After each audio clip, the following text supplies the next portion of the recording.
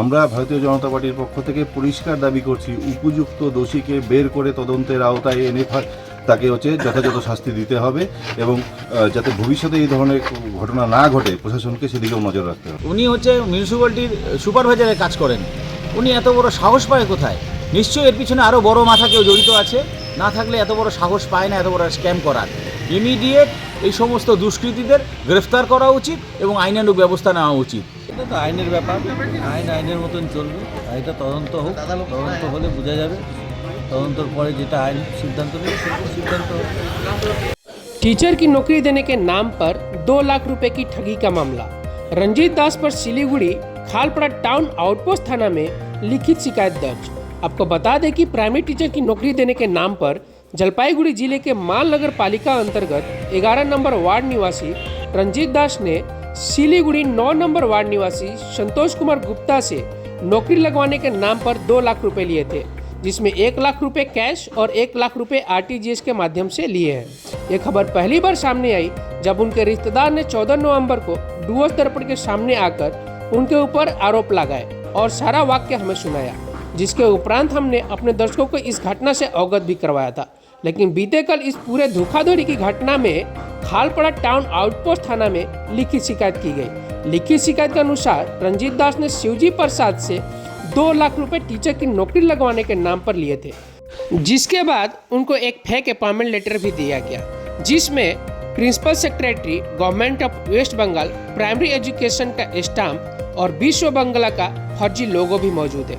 शिवजी प्रसाद ने बताया कि जब उनको पता लगा उनको लालच देकर ठगा गया है तो वह पैसे मांगने के लिए रंजीत दास को अनुरोध किए, लेकिन पैसा वापस ना देकर वह उनको डराने और धमकाने का कार्य किए। वहीं उनको भरोसा दिलाने के लिए उनको एक फेक वेबसाइट के माध्यम से कैंडिडेट के नाम के साथ क्वालिफाइड का रिजल्ट भी दिखाया गया। हालांकि रंजीत दास ने उन पर लगे आरोप को सिरे से नकार दिया है और वो सारा पैसा सुबीर दे नाम के व्यक्ति को दिया गया है, ऐसा उन्होंने जानकारी दी।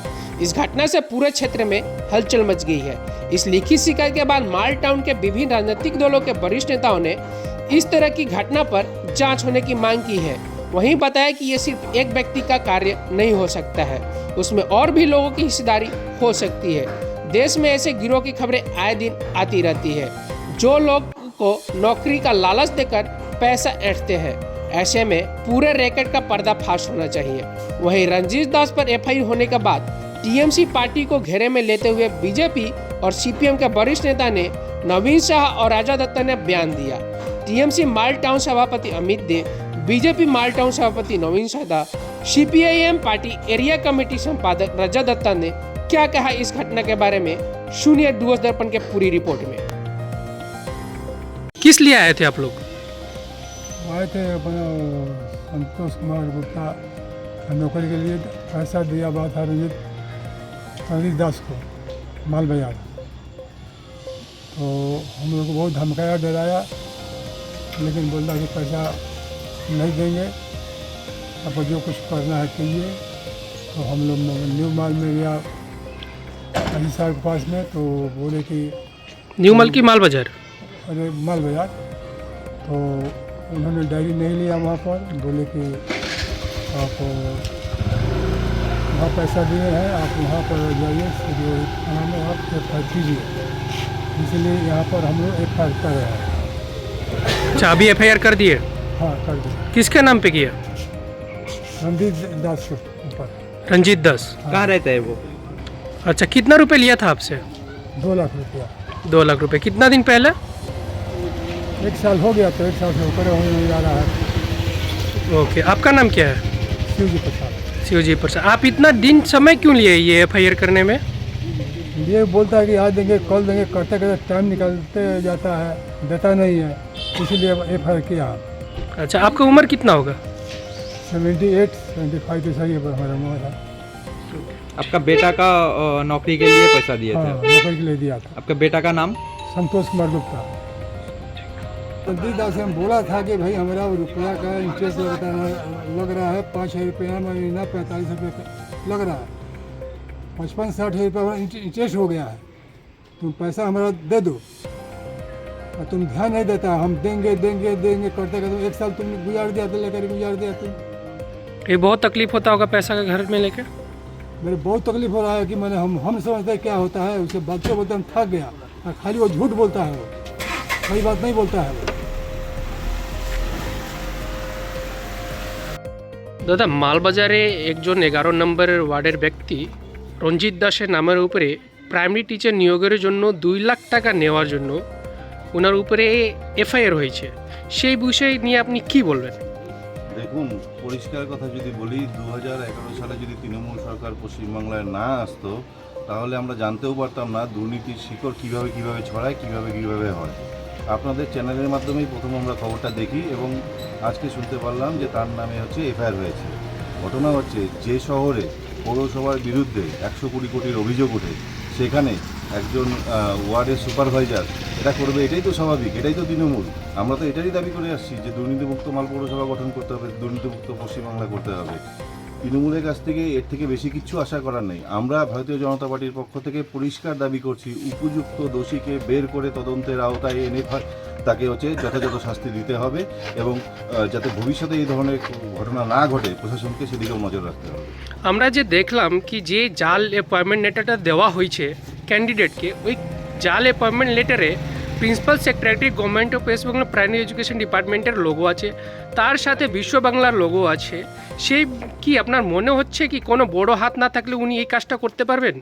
দেখুন, দলটার নাম তো তৃণমূল, প্রথমেই বললাম, এদের কাছে কিচ্ছু অসম্ভব না, এদের কাছে সব আছে। কেননা হচ্ছে আপনারা দেখুন না, আমরা তো দেখে আসি, টেট বলুন, এসএসসি বলুন, সমস্ত চাকরির ক্ষেত্রে এদের যে ব্যর্থতা, এদের যে অনিয়ম, এটা তো ভুরি প্রমাণিত।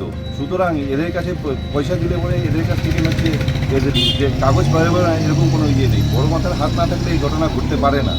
তার জন্য তো আমরা বারবার দাবি করছি যে প্রশাসনকে সচেতন হতে হবে এবং প্রশাসনকে কড়া পদক্ষেপ নিতে হবে। ওকে, আপনার নাম? নবীন শাহ, সভাপতি, মালটাউন মণ্ডল। আপনাদের মাধ্যমে এই খবরটা জানলাম, এফআইআর কপি আমি দেখিনি।